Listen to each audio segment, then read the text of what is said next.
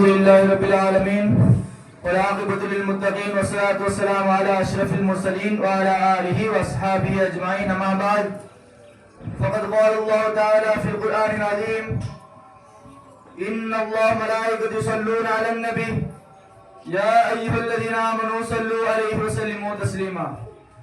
اللهم صل على محمد اللهم صل عليه وسلم. புகழும் புகழ்ச்சியும் எங்கும் நிறைந்தவனாய் எல்லாம் வல்ல அல்லாஹ்வின் ஷாராவுக்கு உரித்தாகட்டுமாக.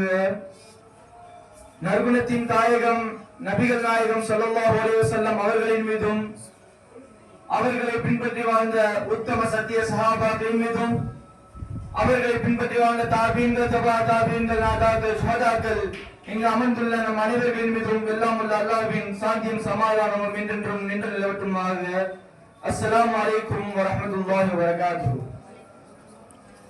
எல்லாம் வல்ல அல்லாஹ் சுப்ஹானஹு வ தஆலா நமக்கு இந்த ஜும்ஆவுடைய ஒரு ஃபர்தான கடமையை நிறைவேற்றுவதற்கு வாய்ப்பளித்துள்ளான்.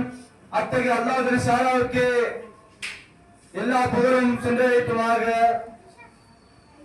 அன்பிற்குத்தானவர்களே, இன்று நான் உங்களுக்கு முன்னால் பேச வந்துள்ள தலைப்பு இஸ்லாமிய பார்வையில் இளமை. அன்பானவர்களே, இந்த மார்க்கத்தை, இத்தகைய இஸ்லாமிய மார்க்கத்தை இந்த மண்ணிலே எத்தி வைக்க வேண்டிய கடமையும் ஒரு பொறுப்புணர்ச்சியும் நம்மை போன்ற இளைஞர்களிடத்திலே தான் இருக்கின்றது. ஆனால் அத்தகைய இளைஞர்களாகிய நாம் நம்முடைய இளமை பருவத்தை எதனை நோக்கி சென்று கொண்டிருக்கின்றோம்? எதன் பக்கம் பாடுபட்டுக் கொண்டிருக்கின்றோம்? நம்முடைய பண்டைய காலத்து இஸ்லாமிய இளைஞர்கள் என்ன செய்து கொண்டிருந்தார்கள்? அதை குறித்து அல்லாஹ் சுப்ஹானஹு வ தஆலா திருமறை குர்ஆனிலே கூறுகின்றான்.